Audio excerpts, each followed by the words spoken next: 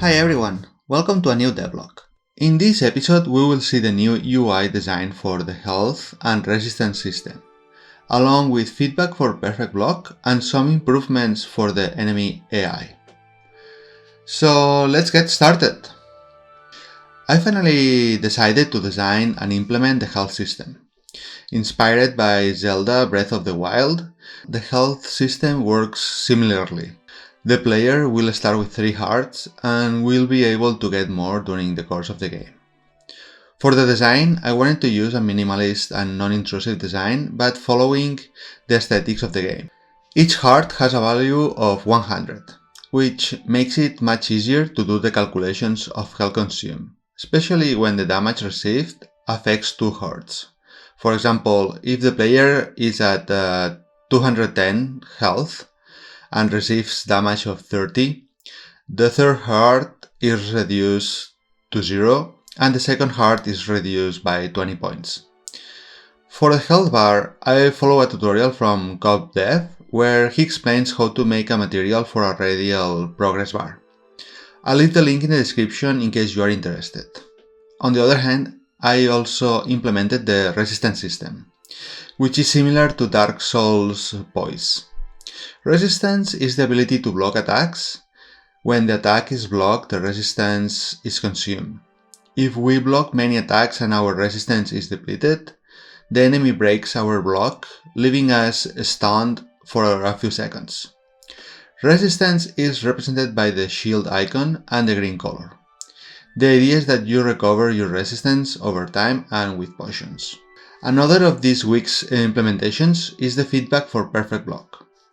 After doing some research about the parry system, I have seen that one of the most common complaints is not knowing exactly when the perfect block can be executed or when it has been successful, leaving players quite confused. For that reason, I came up with the idea of implementing a feedback system to indicate to the player when he can make a perfect block and if it has been successful. The feedback is only activated when we have blocked our target.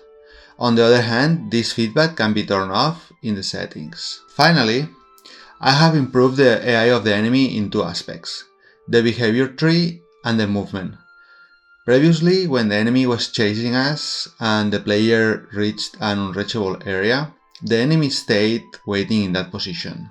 Now, after a few seconds, the enemy returns to its patrol state. In case the enemy has no patrol route, he will return to the initial position where he was spawned. As for the movement, I have added the turn in place. This is activated when the enemy executes an attack or roll and waits a few seconds. This behavior gives more realism because we see how the enemy turns his head and body following us. This, that seems so simple and is just a visual detail, was a big headache to develop. Thanks to a tutorial from Code Like Me, I was able to develop my own system. I'll leave the link to his tutorial in the comments in case you are interested. And that was all the progress of this week. I hope you liked it. I also wanted to let you know that my first game, Crumbling World, is 80% off for Halloween, so you can get it for less than $30 on Steam.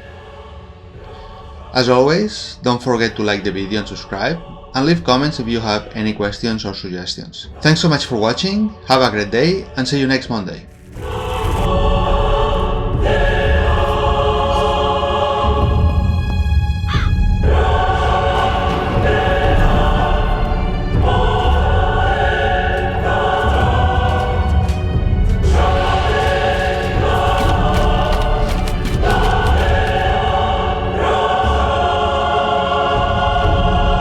You